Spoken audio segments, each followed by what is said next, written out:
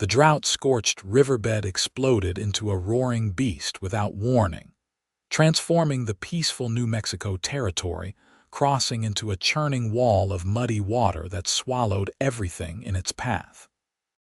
Clara Reynolds clung desperately to her wagon seat as the violent current tore it from the chassis. Her horrified screams drowned by the thunderous surge of the flash flood that had appeared seemingly from nowhere beneath the clear August sky of 1875. Clara had barely registered the distant rumble of water before it was upon her, a merciless force sweeping her downstream as she fought to keep her head above the churning debris. Fragments of her journey, her carefully packed trunks, the letters of introduction to her new employer in Albuquerque, the last of her savings all disappeared into the muddy torrent alongside her hopes for a fresh start. "Help!" she gasped, choking on silty water, her sodden skirts dragging her downward. The current spun her like a rag doll, disorienting her as she fought against the panic threatening to overwhelm her senses. In that moment of terror, Clara saw only one certainty. She was going to die in this God-forsaken wilderness, thousands of miles from the Boston home she'd left behind. Suddenly, above the water's roar, she heard a man's voice shouting. Through water-blurred vision, she glimpsed a rider on the riverbank, keeping pace with the current. The mounted figure spurred his horse alongside the raging water, and Clara caught a flash of movement as something sailed through the air toward her. A rope splashed beside her, and with the last of her strength, Clara lunged for it.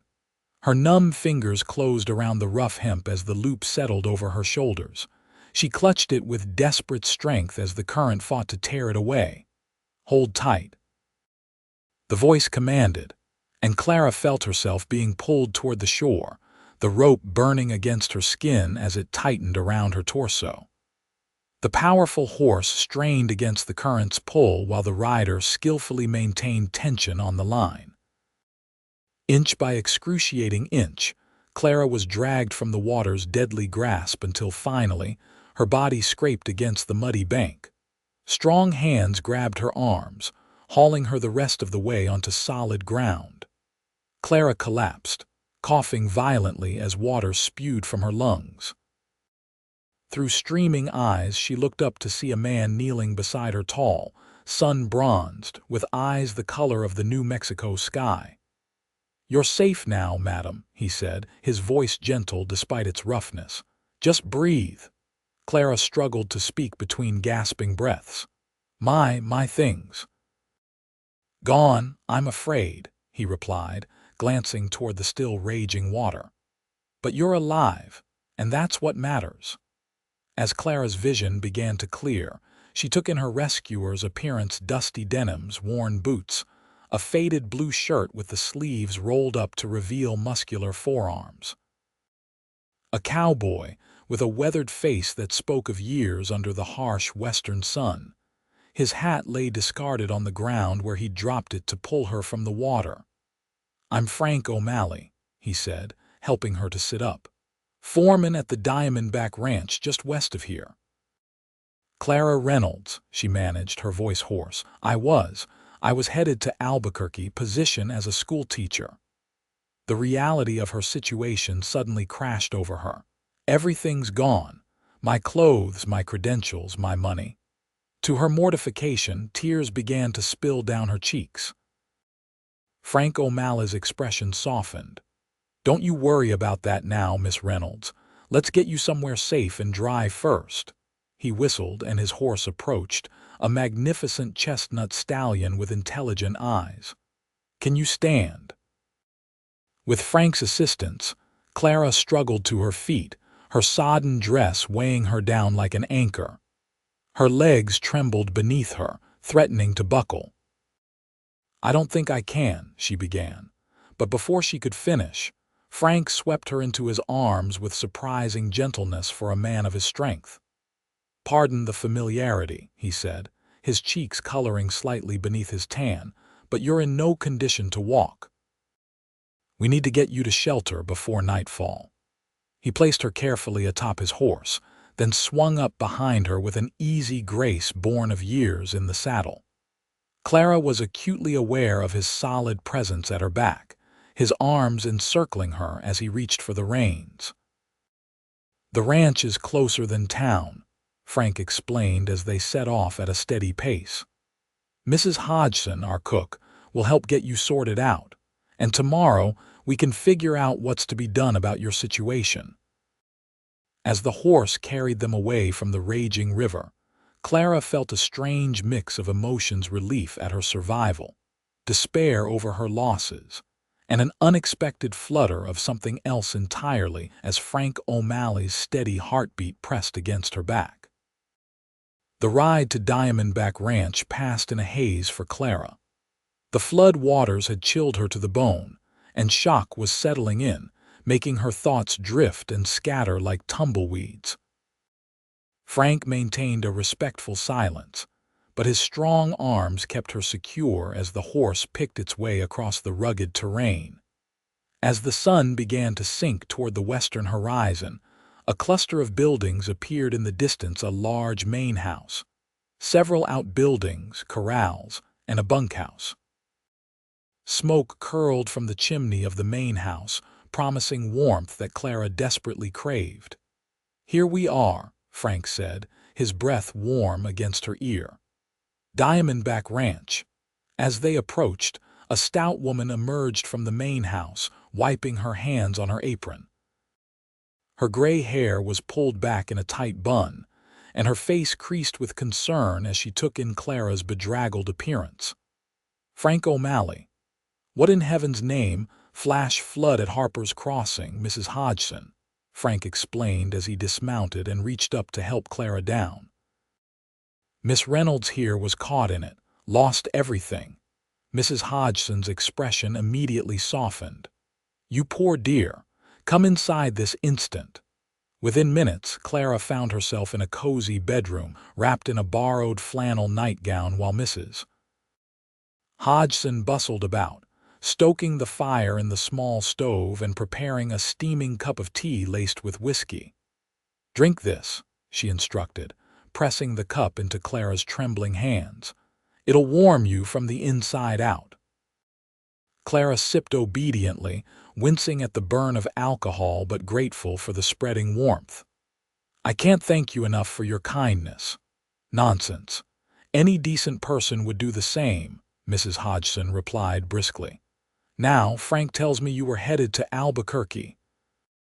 Clara nodded, the weight of her situation settling heavily upon her shoulders. "I was to start as the new schoolteacher next week. The school board sent for me from Boston, but all my letters, my credentials, my trunk, everything is gone." Mrs. Hodgson patted her hand. "Well, you're alive, and that's what matters. We'll figure out the rest tomorrow. The master's away on business in Santa Fe, but he'll be back in a few days. Until then, you'll stay right here and recover." After ensuring Clara had everything she needed, Mrs. Hodgson departed, leaving her to sink into the first real bed she'd encountered since leaving St. Louis. Despite her exhaustion, sleep proved elusive as Clara's mind raced with worries about her future. Without credentials or funds, how would she convince the school board in Albuquerque to honor her contract? Where would she stay until the position began? How would she replace her clothing and personal effects? A soft knock at the door interrupted her troubled thoughts. "Miss Reynolds." "May I come in?" Frank's voice called softly. "Yes," Clara answered, pulling the blankets up to her chin. Suddenly conscious of her borrowed nightgown and disheveled appearance, Frank entered, carrying a steaming bowl on a tray. He'd changed into a clean shirt and had combed his damp hair, suggesting he'd also taken the opportunity to wash up. "Mrs. Hodgson thought you might be hungry," he said, setting the tray on the bedside table. "It's just beef stew, but she makes the best in the territory." "Thank you," Clara replied, realizing suddenly that she was indeed ravenously hungry. She hadn't eaten since a meager breakfast at dawn. Frank lingered awkwardly, seemingly reluctant to leave. I managed to find something that might belong to you," he said finally, reaching into his pocket. He produced a small, tarnished locket, its chain tangled and muddy. Clara gasped, reaching for it with trembling fingers. "My mother's locket. It must have caught on your rope when you pulled me out." She clutched it to her chest, tears welling in her eyes. "This is the only thing I have left of her. I thought it was lost forever." Frank's weathered face softened with a smile that transformed his features, erasing the stern lines and revealing a surprising youthfulness. "I'm glad I found it then." Their eyes met, and for a moment, something passed between them, a connection that transcended the extraordinary circumstances of their meeting. Clara felt a flutter in her chest that had nothing to do with her ordeal in the floodwaters. Frank cleared his throat, breaking the moment. "You should eat and rest. Tomorrow will be soon enough to figure out what comes next." As he turned to leave, Clara called after him, "Mr. O'Malley, I never properly thanked you. You saved my life today." He paused at the door, his profile outlined against the lamplight from the hall. "Any man worth his salt would have done the same, Miss Reynolds." "Perhaps," Clara replied softly, "but it was you who was there when I needed someone most." After Frank departed, Clara ate Mrs. Hodgson's delicious stew, and finally surrendered to exhaustion. The small locket clutched in her hand as she drifted into a deep, dreamless sleep. Morning arrived with golden sunlight streaming through the curtains, and the distant sounds of a working ranch men calling to one another, horses nickering, the clang of metal on metal from what must be a blacksmith's forge. Clara woke disoriented, momentarily forgetting where she was until the events of the previous day came rushing back. A clean dress had been laid across the foot of her bed, simple but well made, of sturdy cotton in a soft blue color. Beside it sat a basin of fresh water, soap, a hairbrush, and other necessities. Clara's heart swelled with gratitude for Mrs. Hodgson's thoughtfulness. After washing and dressing, Clara made her way downstairs, following the enticing aroma of coffee and bacon. She found Mrs. Hodgson in the large kitchen, presiding over a cast-iron stove. "Good morning, dear," the older woman greeted her warmly. "You're looking better today, a bit of color back in your cheeks."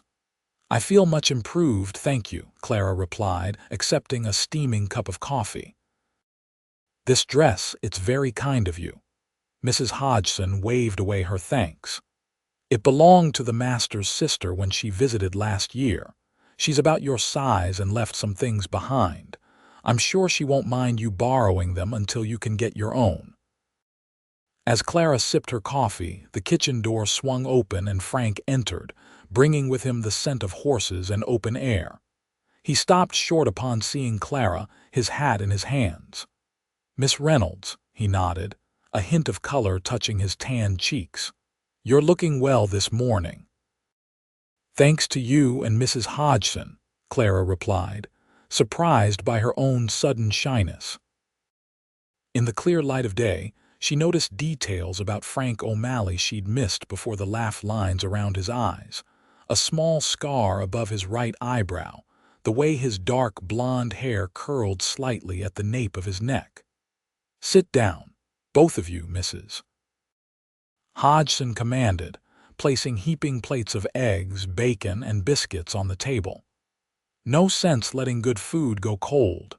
Over breakfast, they discussed Clara's predicament. Frank had sent one of the ranch hands to check if any of her belongings had washed up downstream, but the man had returned empty-handed. "I'll need to get to Albuquerque as soon as possible," Clara said, her practical nature reasserting itself. "Even without my credentials, perhaps the school board will understand my situation." Frank nodded thoughtfully. "I need to head into town today to pick up supplies. I'd be happy to take you along and help explain what happened." "That's very generous of you, Mr. O'Malley," Clara said gratefully. "Frank," he corrected with a small smile. After fishing someone out of a flash flood, I reckon we can dispense with formalities. Mrs. Hodgson bustled about, packing food for their journey and gathering a few more essentials for Clara: a shawl, a bonnet to protect her fair skin from the harsh New Mexico sun, and a small cloth bag containing basic toiletries. The ride to Albuquerque takes about 3 hours, Frank explained as they prepared to depart. We should reach town by midday. He helped Clara into the wagon with a gentle hand at her elbow, the brief contact sending an unexpected warmth through her despite the morning chill. As they set off down the dusty road, Clara found herself stealing glances at her rescuer's profile, struck by the quiet competence he radiated. "Have you worked at Diamondback Ranch long?" she asked, breaking the comfortable silence that had settled between them. "Near on 15 years now," Frank replied, his eyes scanning the horizon as he spoke. "Came west after the war with not much more than the clothes on my back. Mr. Blackburn, he's the owner, gave me a chance when not many would. Worked my way up from ranch hand to foreman." "You fought in the war?" Clara asked softly, noting the shadow that crossed his features. "Union cavalry," he confirmed with a brief nod. "Not something I care to dwell on much. What about you, Miss Reynolds? What brings a Boston lady all the way to New Mexico territory?" Clara appreciated his redirect to lighter topics. "After my parents passed, father from consumption 2 years ago, mother from grief shortly after, there was little to keep me in Boston. I've been teaching at a small school there, but when I saw the advertisement for a position in Albuquerque, something about it called to me." She smiled ruefully. "A fresh start in the West, away from sad memories. And now here you are, though not quite as you planned," Frank observed, his tone gentle. "Indeed," Clara agreed, "though I'm beginning to think that life rarely proceeds according to plan." Their conversation flowed easily as the wagon rolled across the rugged landscape. Frank pointed out landmarks and shared stories about the territory, his deep knowledge of the land evident in every word. Clara found herself relaxed in his company, her anxiety about her uncertain future temporarily forgotten. As they crested a rise in the road, the sprawling town of Albuquerque came into view, a mix of adobe structures and newer wooden buildings spread along the Rio Grande, with the imposing Sandia Mountains providing a dramatic backdrop. "It's beautiful," Clara breathed, taking in the scene. "It grows on you," Frank agreed with a smile. "Different from Boston, I imagine." "In every possible way," Clara said, but there was no regret in her voice, only wonder at the vast openness of this new land. Their first stop in town was the schoolhouse, a modest but well-maintained building near the town square. As luck would have it, the chairman of the school board, Mr. Simmons, was there reviewing some paperwork. "Mr. Simmons," Frank greeted the older man, removing his hat respectfully. "This is Miss Clara Reynolds, your new teacher from Boston." Clara stepped forward, extending her hand. "I'm terribly sorry for arriving in such circumstances, Mr. Simmons. I was caught in a flash flood at Harper's Crossing yesterday. I've lost all my belongings, including my letters of appointment and credentials." Mr. Simmons frowned, his bushy eyebrows drawing together. "That is most unfortunate, Miss Reynolds. However, without proper documentation, I'm not sure how I can verify your identity or qualifications." Frank stepped in smoothly. "I can vouch for the circumstances, sir. Pulled Miss Reynolds from the flood myself. As for her identity, surely you received correspondence confirming her acceptance of the position." The older man hesitated, then nodded reluctantly. "Yes, we did receive a telegram from Boston." He studied Clara's face. "And you do match the general description we were given. However, the board will need to discuss this development." I understand completely, Clara said, maintaining her composure despite her sinking heart. When might I expect a decision? We have our monthly meeting tomorrow evening, Mr. Simmons replied. Until then, I'm afraid I cannot offer any guarantees. As they left the schoolhouse, Clara fought to maintain her composure. Well, that could have gone worse, she said, attempting lightness. Frank's expression was sympathetic. He didn't say no outright, that's something. Yes, but where am I to stay until they decide? I haven't a penny to my name, nor even a change of clothes. The reality of her situation crashed over her anew. Let's deal with one problem at a time, Frank said practically. First, let's see about getting you some essentials. He guided her to the general store, where he quietly arranged credit for Clara to obtain the basic necessities: 2 simple dresses, undergarments, a nightgown, and personal items. When she protested, he waved away her concerns. The ranch has an account here. Consider it an advance on your teacher's salary. And if the school board doesn't hire me, Clara asked. Then we'll figure something else out, Frank replied with such quiet confidence that Clara found herself believing him. Their next stop was the Albuquerque Hotel, where Frank requested a room for Clara. The proprietress, Mrs. Davenport, was initially hesitant until Frank explained the situation. Well, I suppose we can arrange something, Mrs. Davenport said, her stern expression softening.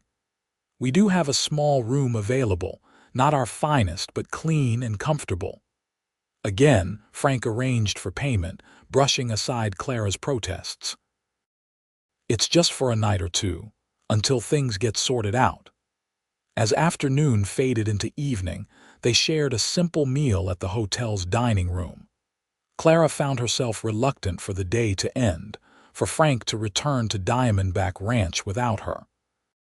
I don't know how to thank you for all you've done, she said as they lingered over coffee. First saving my life, then going to such lengths to help me get established here. Frank looked slightly uncomfortable with her gratitude. Anyone would have done the same. No, Clara said firmly, meeting his eyes. Not anyone. You're a good man, Frank O'Malley. Something flashed in his eyes, a vulnerability that vanished so quickly Clara wondered if she'd imagined it. I should get back to the ranch before dark, he said, rising from the table. I'll return tomorrow to check on you and hear what the school board decides. At the hotel entrance, they paused awkwardly. Well, good night then, Clara said, suddenly shy. Good night, Miss Reynolds, Frank replied formally, but then he hesitated, adding, I have a good feeling about tomorrow. Things will work out. As she watched him drive away, Clara was surprised to realize that despite everything, she believed him. Clara spent a restless night in the unfamiliar hotel room, her mind churning with worries about her future. What if the school board rejected her application without her credentials? What would she do then, stranded in this frontier town with no resources? Morning brought no answers, but did provide distraction in the form of Mrs. Davenport, who knocked on her door with an invitation to breakfast and an unexpected offer of friendship. My niece is about your size, the hotel proprietress said as they shared coffee and biscuits. She left some dresses here last time she visited. Nothing fancy, mind you, but they might do until you get settled. Clara's throat tightened with emotion. Everyone has been so kind to me, I don't know what to say. Mrs. Davenport patted her hand. That's how we do things out here, dear. The West can be harsh, but the people understand about helping neighbors through hard times. After breakfast, Clara decided to explore Albuquerque, hoping to familiarize herself with what might become her new home. The town was a fascinating blend of cultures: Spanish architecture alongside American frontier buildings, Native Americans trading in the market alongside settlers and townspeople. At the mercantile, Clara introduced herself to the shopkeeper, explaining her situation. To her surprise, The man immediately brightened. "You're the new teacher. Well, why didn't you say so? My boy Tommy has been talking about nothing else for weeks. He's 10 and smart as a whip, reads everything he can get his hands on." As Clara continued her explorations, she encountered similar reactions. The town had been eagerly awaiting their new teacher, it seemed. By midday, she had met the blacksmith, the barber, the pastor, and several of her potential pupils and their parents, all of whom welcomed her warmly. She was examining the town's small library with interest when a familiar voice called her name. Turning, she saw Frank approaching, looking more polished than she'd seen him before in a clean shirt and vest, his hair neatly combed beneath his hat. "You clean up well, Mr. O'Malley," Clara observed with a smile, then blushed at her own forwardness. Frank's ears reddened slightly. "Thought I should look presentable if I'm to accompany you to the school board meeting." "You're staying for the meeting?" Clara asked, surprised and pleased. "If you'll have me," he replied. "Figured you might want someone in your corner." They spent the afternoon together, Clara sharing her impressions of the town and its people, Frank filling in details about the area's history and character. There was an ease between them that belied their short acquaintance, a sense of connection that deepened with each passing hour. As evening approached, they made their way to the schoolhouse where the board meeting was to take place. 5 stern-faced men sat at a long table, including Mr. Simmons and the town's mayor. Clara stood before them, back straight, chin lifted, every inch the poised educator despite her borrowed dress and precarious situation. "Gentlemen," she began, her voice clear and steady, "I understand your concerns about my lack of documentation. In your position, I would share them. However, I assure you that I am indeed Clara Reynolds, graduate of the Massachusetts Normal School, with 3 years of teaching experience in Boston." She proceeded to outline her qualifications and teaching philosophy, answering their probing questions with intelligence and conviction. When asked to demonstrate her knowledge, she did so ably, solving complex mathematics problems on the chalkboard and discussing literature with evident expertise. Throughout the interview, Frank stood quietly at the back of the room, his presence lending her strength. When the board members conferred among themselves in low voices, he caught her eye and gave her an encouraging nod. Finally, Mr. Simmons cleared his throat. "Miss Reynolds, while these are unusual circumstances, the board is satisfied that you are indeed the teacher we hired. We received a telegram today from Boston confirming certain details about your background that only the real Miss Reynolds would know." Relief flooded through Clara. "Thank you, gentlemen. I won't let you down." "There is, however, the matter of your living arrangements," the mayor interjected. "The teacher's cottage won't be ready for another 2 weeks. Repairs to the roof are still underway." Before Clara could respond, Frank stepped forward. "If I may, sir, Mrs. Hodgson at Diamondback Ranch has offered Miss Reynolds accommodation until the cottage is ready. It's a respectable arrangement with Mrs. Hodgson serving as chaperone." The board members exchanged glances, then nodded their approval. "Very well. Classes begin Monday next, Miss Reynolds. Welcome to Albuquerque." Outside in the gathering dusk, Clara could no longer contain her emotions. "I did it," she exclaimed, impulsively grabbing Frank's hands in her own. "Or rather, we did it. I couldn't have managed without your support." Frank's smile crinkled the corners of his eyes. "You did all the hard work in there. I just stood around looking intimidating." They both laughed, and Clara became suddenly aware of their joined hands. She should have pulled away, propriety demanded it, but something in Frank's gaze held her still. The moment was broken by the church bell tolling the hour. Frank gently released her hands. "We should head back to the ranch. It's a long ride and Mrs. Hodgson will have dinner waiting." The journey back to Diamondback Ranch passed in comfortable conversation, the shared triumph of the day creating a warm current between them. As they traveled beneath a canopy of stars, Clara found herself studying Frank's profile in the moonlight, wondering at the strange twist of fate that had brought them together. When they arrived at the ranch, Mrs. Hodgson welcomed Clara's news with delight. "I knew they'd have the sense to hire you. Now, both of you sit and eat while I make up the guest room again." Over a hearty dinner of roast beef and vegetables, Frank explained the ranch's operations to Clara, his passion for the work evident in every word. She listened, entranced not just by the details of a life so different from her own, but by the man himself, his integrity, his quiet strength, his unexpected gentleness. "I should let you rest," Frank said finally, rising from the table. "You've had quite a day." "Thank you again for everything," Clara replied, meeting his gaze. "I'm beginning to think that flood might have been the best thing that ever happened to me." Frank paused at the door, his expression unreadable in the lamplight. "Good night, Clara," he said softly, using her given name for the first time. "Good night, Frank," she answered, feeling as though something significant had shifted between them, like the first tremor before an avalanche. The next 2 weeks passed in a whirlwind of activity.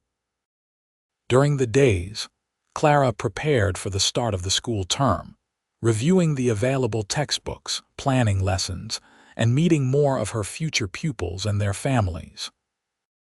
Frank arranged for her to ride into town each day with one of the ranch hands, always finding time to check on her progress, despite his busy schedule managing the ranch. In the evenings, Clara would return to Diamondback, where she dined with Frank and Mrs. Hodgson, gradually learning the rhythm of ranch life. Frank began teaching her to ride properly, a skill she would need living in the West, his strong hands steadying her as she grew accustomed to the saddle. "You're a natural," he told her one afternoon as they rode side by side across a meadow dotted with wildflowers. "Most city folk take months to look that comfortable on horseback." Clara laughed, enjoying the freedom of movement, the openness of the landscape, and especially the company. "I had an excellent teacher," she replied, "though I'm still not sure I could rope a runaway schoolmarm from a flash flood."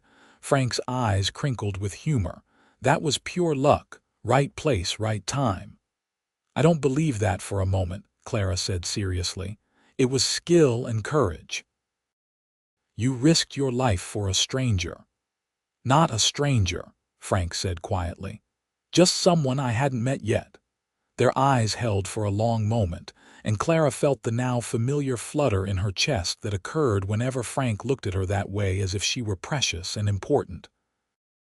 The spell was broken by the distant sound of hoofbeats. A rider was approaching at speed, and Frank's expression immediately shifted to alertness. "That's Dylan," he said, recognizing one of the ranch hands. "Something's wrong." They rode to meet the approaching horseman, who reined in sharply. "Frank, there's a grass fire headed toward the north pasture. Lightning strike from that dry storm last night. The boys are trying to contain it, but we need more hands." Without hesitation, Frank turned to Clara. "Dylan will take you back to the ranch. I need to go." "Be careful," she called after him as he galloped away, surprised by the intensity of her concern. Back at the ranch, Clara paced anxiously as hours passed with no word from the firefighting crew. Mrs. Hodgson tried to distract her with dinner preparations, but Clara's mind was filled with images of Frank facing a wall of flame. "He knows what he's doing," Mrs. Hodgson reassured her. "This isn't his first fire season." Finally, well after midnight, the sound of horses announced their return. Clara rushed outside to see a group of exhausted, soot-covered cowboys dismounting. Her eyes searched for Frank, her heart seizing when she didn't immediately spot him. Then he appeared last to dismount, his face blackened with smoke, his clothing singed in places. Without thinking, Clara ran to him. "You're all right," she breathed, stopping just short of throwing her arms around him. Frank's weary face softened. "It was close, but we managed to divert the fire away from the pasture, lost some grazing land but no cattle or buildings." As Mrs. Hodgson bustled about providing food and drink for the tired firefighters, Clara helped tend to minor burns and cuts. Working alongside Frank to care for his men, she felt a sense of partnership that seemed both natural and extraordinary. Later, as the ranch finally quieted for the night, Clara found Frank sitting alone on the porch, staring out at the distant smoldering remains of the fire, visible as a dull red glow on the horizon. "You should be sleeping," she said, settling beside him on the bench. "Too wound up still," he replied, his voice rough with fatigue. "Days like this make a man think." "About what?" Clara asked softly. Frank turned to look at her, his expression open and vulnerable in a way she hadn't seen before. "About what matters. About how life can change in an instant with a flash flood or a lightning strike." Clara's heart quickened. "Yes, I've been thinking about that too." Frank hesitated, then reached for her hand, his calloused fingers enveloping hers with gentle strength. "Clara, I know we haven't known each other long, but the moment was interrupted by the arrival of a rider, a tall, distinguished man in his 50s whom Clara had never seen before. "Mr. Blackburn," Frank said, quickly standing and releasing Clara's hand. "We weren't expecting you back until next week. Finished my business early," the ranch owner replied, his sharp eyes taking in the scene before him. "I heard about the fire from folks in town. Everyone all right?" "Yes, sir. Some minor injuries, but we saved the north pasture." "Good work." Mr. Blackburn turned his attention to Clara. "And you must be Miss Reynolds, the schoolteacher I've heard so much about from Mrs. Hodgson's letters." Clara rose and extended her hand. "Yes, sir. Thank you for your hospitality these past weeks. I'll be moving to the teacher's cottage tomorrow, now that the repairs are complete." Something that might have been disappointment flickered across Frank's features, but he quickly masked it. "I'll help you move your things in the morning," he said formally. Mr. Blackburn's gaze moved thoughtfully between them. "Well, I look forward to hearing the whole story over breakfast. For now, I think we could all use some rest."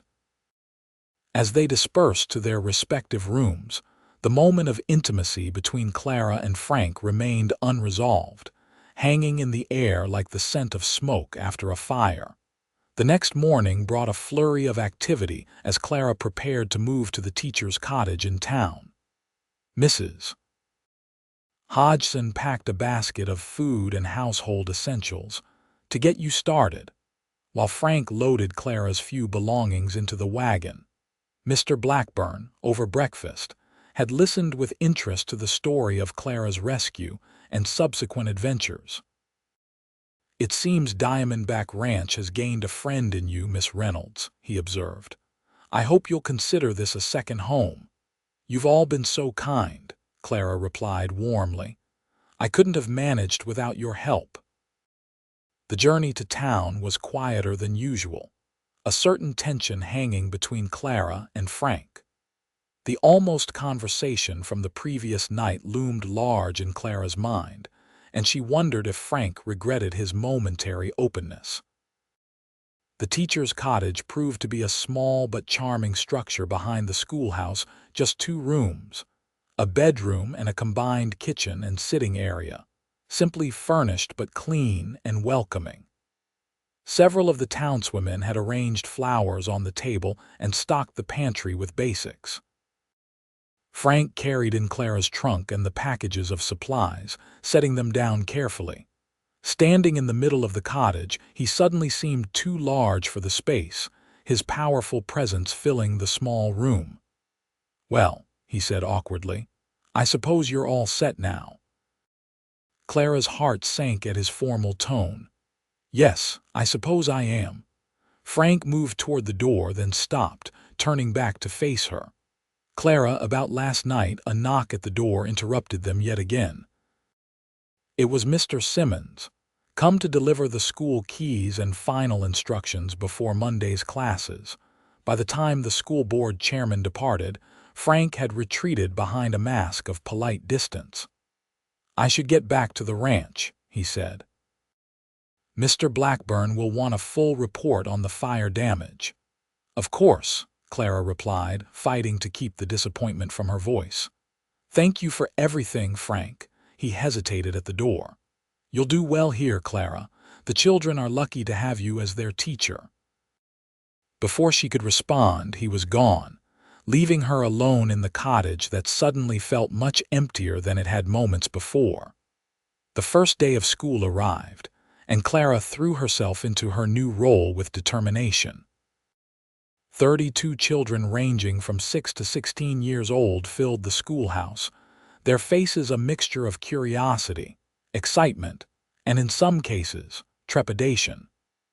"Good morning," Clara greeted them, pushing aside thoughts of Frank O'Malley to focus on the young minds before her.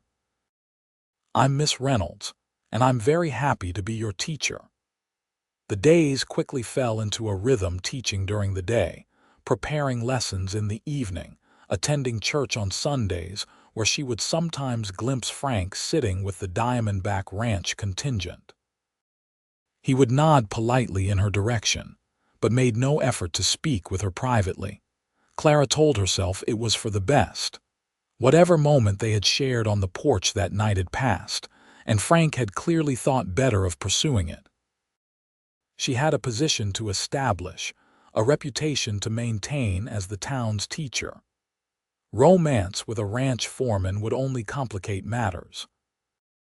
Yet she couldn't deny the pang she felt each time she saw him in town on ranch business, or the way her heart leapt foolishly when someone knocked on her door, only to sink again when it proved to be a parent or fellow teacher rather than Frank.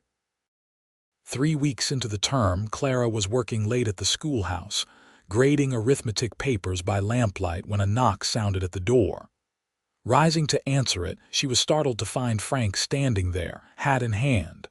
"Frank, is something wrong?" "No," he said quickly. "Nothing's wrong. I was in town picking up supplies and saw the light still on."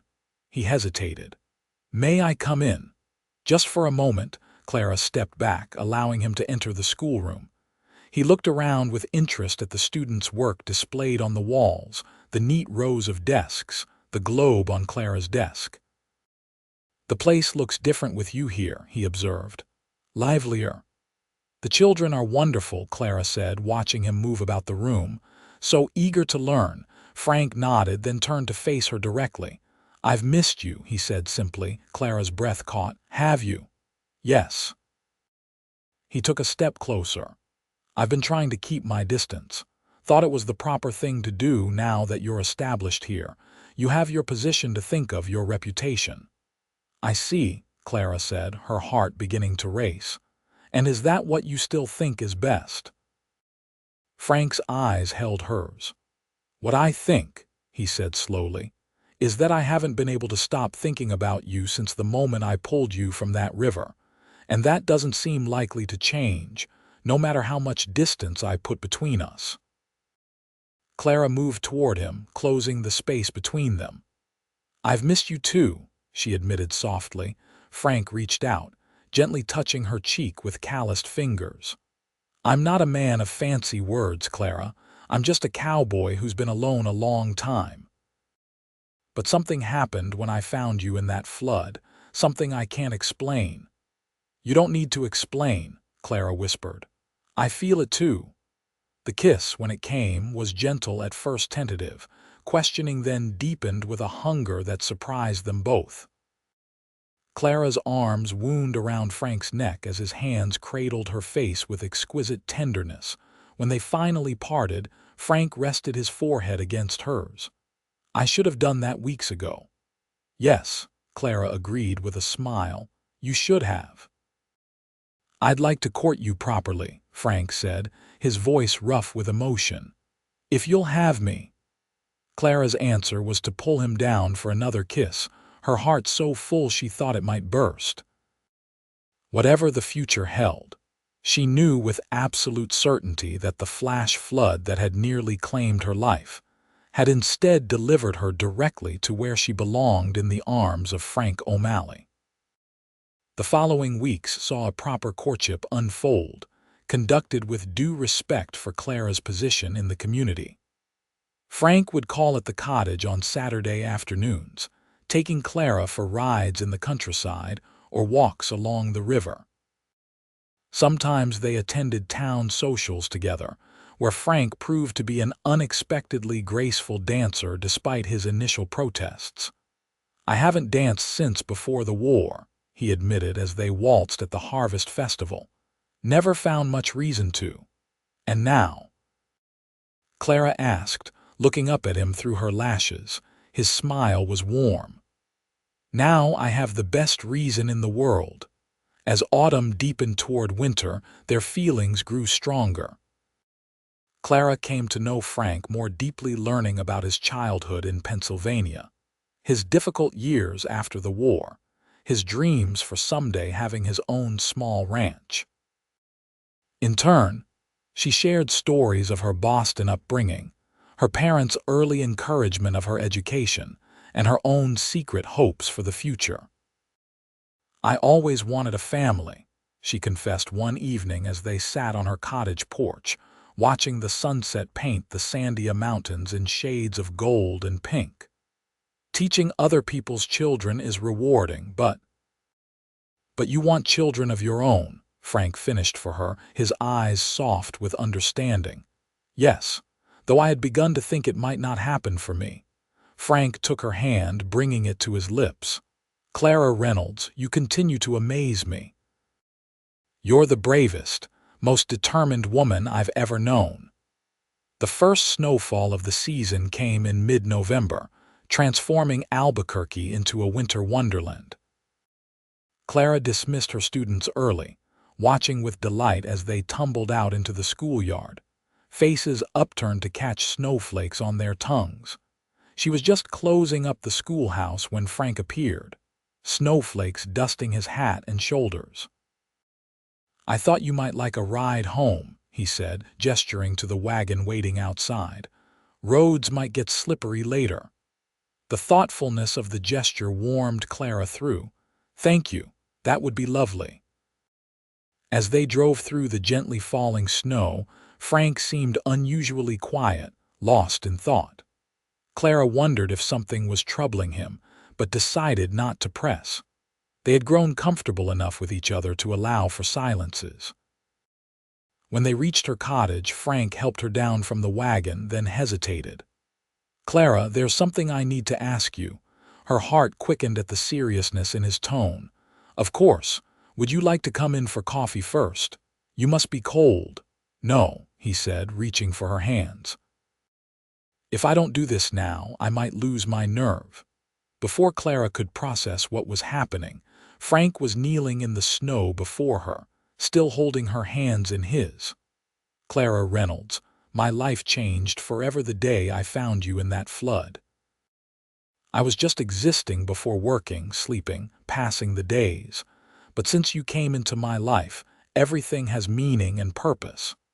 His voice grew husky with emotion. "I love you, Clara. Will you do me the extraordinary honor of becoming my wife?" Tears sprang to Clara's eyes, blurring her vision. "Oh, Frank," she whispered, dropping to her knees in the snow to face him. "Yes, yes, with all my heart." Their kiss was framed by falling snowflakes, each one unique like the journey that had brought them together, a journey that began with disaster, but had led to the most profound happiness either had ever known. Word of their engagement spread quickly through the small community.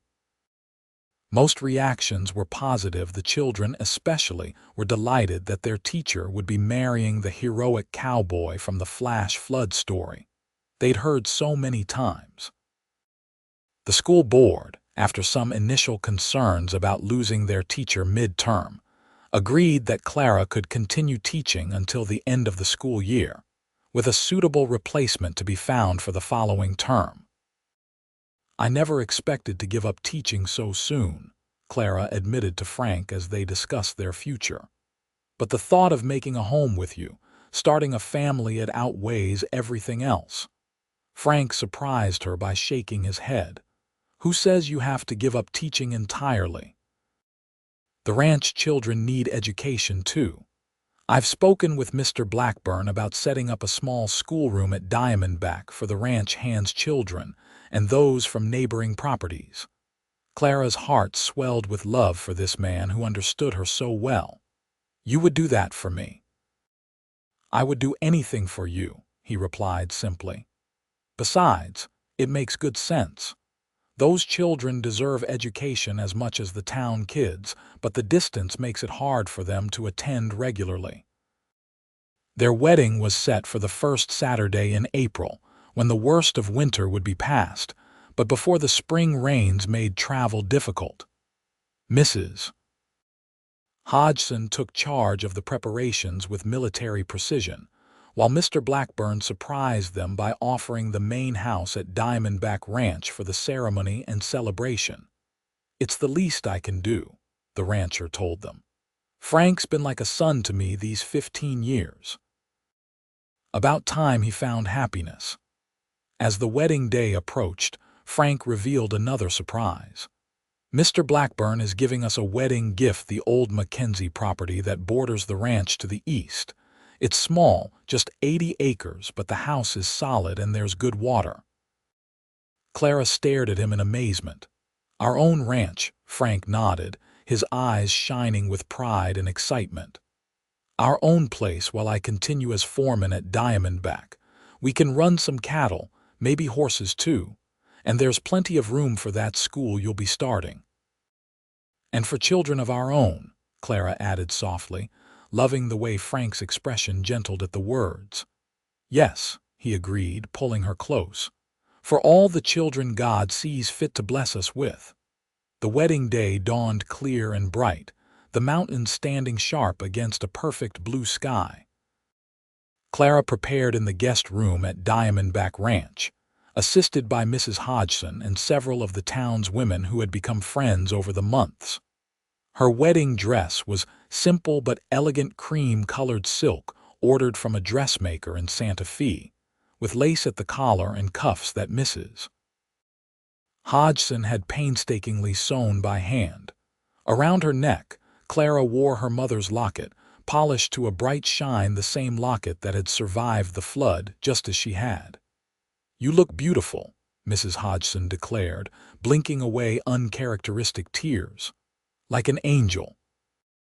The ceremony itself was a blur of emotion for Clara, standing before the pastor with Frank's strong, steady presence beside her, exchanging vows in voices that trembled with sincerity, feeling the cool metal of the ring as Frank slipped it onto her finger. Throughout it all, she kept returning to the miraculous chain of events that had brought them to this moment: a flash flood, a cowboy's skill with a rope, and the undeniable connection that had formed between them from the first. The celebration afterward was joyous and boisterous, with ranch hands and townspeople alike dancing and feasting well into the evening. As the sun began to set, casting long shadows across the ranch yard, Frank found Clara watching the children playing a game of tag. "Ready to see our home, Mrs. O'Malley?" he asked, the new name sending a thrill through her. They slipped away from the celebration, riding double on Frank's horse to the property that was now theirs. The house was small but well built, with a wide porch facing the mountains. Inside, Clara found that Frank had been busy preparing for their arrival. Simple furniture arranged comfortably, a fire laid ready in the hearth, wildflowers in a jar on the table. "It's perfect," she breathed, turning in a slow circle to take it all in. "Absolutely perfect." Frank watched her with shining eyes. "Welcome home, Clara." As night fell over the New Mexico landscape, Clara stood with her husband on their porch, his arms wrapped securely around her from behind as they gazed at the stars scattered like diamonds across the velvet sky. "I still can't believe how fortunate I am," she murmured, leaning back against his solid warmth. "That day when the flood came, I thought it was the end of everything. Instead, it was just the beginning," Frank finished, pressing a kiss to her temple. "Our beginning." Clara turned in his arms to face him, reaching up to trace the beloved contours of his face. "I love you, Frank O'Malley." His eyes darkened with emotion as he lowered his mouth to hers. "And I love you, Clara O'Malley, until the end of my days." The years that followed brought challenges and joys in equal measure. Clara established her small school for the ranch children, teaching from a converted barn while continuing to help Frank with the growing operations of their own ranch. Their herd increased steadily, as did their reputation for quality horses, which Frank bred and trained with expert care. Their first child, a son they named James, arrived just over a year after their wedding, a sturdy boy with his father's eyes and his mother's determined spirit. A daughter, Elizabeth, followed 2 years later, then another son, William, and finally twin girls, Sarah and Hannah, completing their family. Through it all, Clara and Frank faced each new challenge together: drought years that threatened the cattle, a fire that destroyed the barn, quickly rebuilt by neighbors in a week-long effort. The normal trials of raising 5 energetic children in the still wild territory. Their love, forged in the chaos of a flash flood and tempered through years of partnership, only grew stronger with time. On their 20th wedding anniversary, Frank surprised Clara by taking her back to Harper's Crossing, the place where they had first met. The dangerous riverbed was now tamed by a sturdy bridge, but the surrounding landscape remained much as it had been that fateful day. Standing hand in hand at the spot where Frank had pulled Clara from the raging waters, they reflected on the journey that had brought them to this moment: their thriving ranch, their children, James now in college back east, Elizabeth engaged to a local rancher's son, the younger 3 still at home but growing too quickly, and the deep, abiding love that had sustained them through it all. "Do you ever wonder what might have happened if I hadn't been riding by that day?" Frank asked, his hair now streaked with silver but his eyes as clear and blue as ever. Clara squeezed his hand. "I believe we were meant to find each other one way or another. The flood just hurried things along." Frank laughed, the sound still capable of making Clara's heart skip after all these years. "You always were the optimist." "With good reason," she replied, leaning into his embrace as they watched the now peaceful river flow past. "Look at everything we've built together."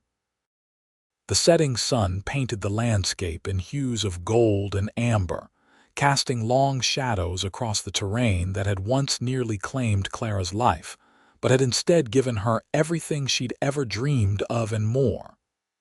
20 years, Frank murmured against her hair. "And I'd do it all again in a heartbeat."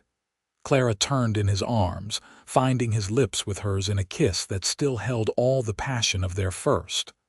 "So would I," she whispered. "Every moment, every challenge, every joy, all of it, as long as it's with you." As they rode home together in the gathering twilight, Clara reflected on the strange and wonderful twist of fate that had brought her to New Mexico territory all those years ago. What had seemed like disaster, the flash flood that nearly ended her life, had instead been the beginning of a love story more beautiful than any she could have imagined. A woman caught in a flash flood, a cowboy who roped her to safety, and to his heart, it was a story they would tell their grandchildren in years to come. A testament to the unexpected ways that love can find us, even in our darkest moments. And as the lights of their ranch appeared in the distance, Clara knew with absolute certainty that no flood, no fire, no challenge of any kind could ever diminish the love that had rescued her that day, and sustained her ever since a love as vast and enduring as the New Mexico sky above them, stretching infinitely into forever.